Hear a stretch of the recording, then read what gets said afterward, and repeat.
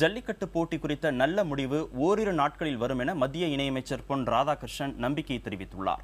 சென்னை விமான நிலையத்தில் செய்தியாளர்களிடம் பேசிய அவர், ஜல்லிக்கட்டு தொடர்பான அறிவிப்பு இன்று வெளியானால் மகிழ்ச்சி என்று கூறினார். ஜல்லிக்கட்டை பாரதிய ஜனதா அரசியலாக்குவதாக காங்கிரஸ் செய்தி தொடர்பாளர் அபிஷேக் சிங்வி கருத்து கூறியதற்கு பொன் ராதாகிருஷ்ணன் கண்டனம் தெரிவித்துள்ளார்.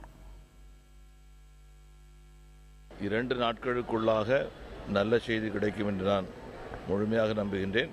இன்னைக்கு கேபினெட் கூடுது. பெரும்பாலும் இன்னைக்கு வந்துன்னு சொன்னால் இன்னைக்கு நம்ம ரொம்ப சந்தோஷமாக கொண்டாடக்கூடிய அளவுக்கு இருக்க முடியும்.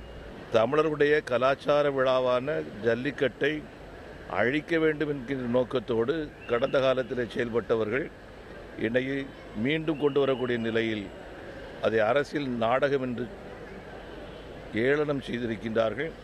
காங்கிரஸ் கட்சியினுடைய தமிழ்நாட்டினுடைய தலைவர் EVKS இளங்கோவன் அவர்கள் அபிஷேக் சிங் அவர்களுக்கு கண்டனம் தெரிவிக்க வேண்டும்.